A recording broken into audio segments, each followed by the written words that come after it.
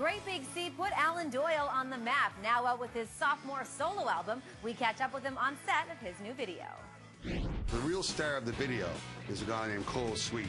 Now, I don't want to give too much away about the plot of our awesome video, but I've seen a little, but it's going to be great, and he's a superstar in the makeup. The foot-tapping first single, I've Seen a Little, is just a taste of what his new album, Boy on Bridge, has to offer. There's a whole bunch of different kinds of influences on the record, isn't it?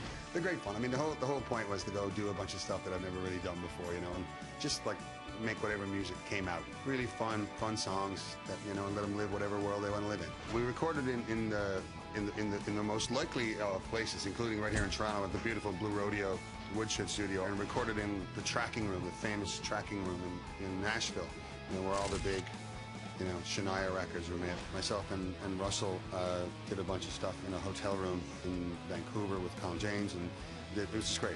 All over, wherever we wanted to make music, that's where we did it. Wait a minute, Russell who? It's none other than Hollywood heavyweight Russell Crowe, who lends his talents as co-writer of 3 tracks on the album. Oh, it was just a real thrill, right? Because you know, Russell's a great artist and a great songwriter and stuff, but they haven't sort of, all the other stuff we've kind of done, it's been, we're either creating music for someone else to sing. This was the first time I ever got to sing some of the Crowe Doyle songs myself.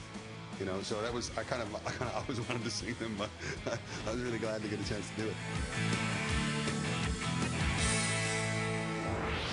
What's the Skinny? Brought to you by Skinny Grape. What's